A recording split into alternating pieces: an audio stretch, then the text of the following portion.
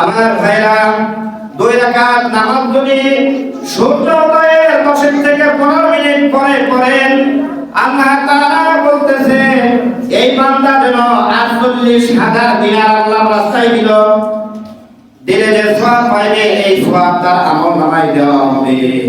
2 রাকাত নামাজের বদলতে সে যেন কবুলিয়তে একটি উমরা হজ করলো।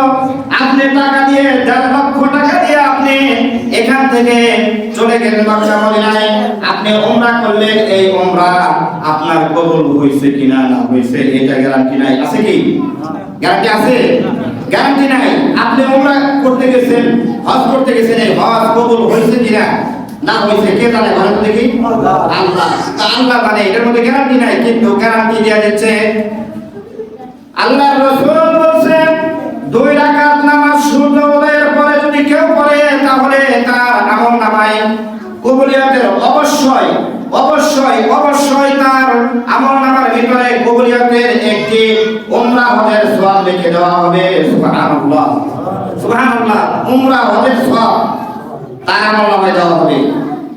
কিন্তু আমরা এগুলা করতে রাজি না, এগুলা করতে চাই না। আমরা শুধু হারাম আর হারামের দিকে আছি।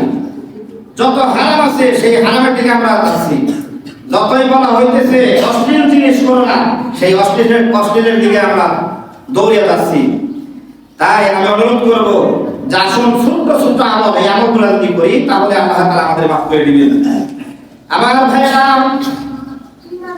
যদি আমরা 2 রাকাত নামাজ পড়ি, এই 2 রাকাত নামাজের বদলে আপনার আমার যদি কিয়ামতের মাঠে ফরজ নামাজের মধ্যে ঘাটতি হয়ে যায়, এই নফল ইবাদতগুলা, এই ইশরাকের নামাজগুলা তাই না হবে, তাই না এনে ফরজের জায়গায় এগুলা দেওয়া হবে, ফরজগুলা পূরণ করা হবে, ফরজগুলা এই নফল দিয়া পূরণ করা হবে।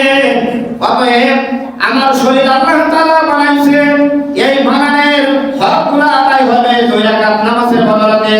2 রাকাত নামাজ পড়লে আল্লাহ তাআলা খুশি হয়ে যাবে। তাই আমরা 2 রাকাত নামাজ পড়তে রাজি কিনা? বলেন রাজি কিনা? ইশরাকের নামাজ পড়তে রাজি কিনা? হ্যাঁ, অবশ্যই রাজি থাকবেন। কারণ করবেন ফজরের নামাজের পরে যুবক ভাইরা। আর যুবক বয়সের ইবাদত আল্লাহ তাআলা অতি পছন্দ করে।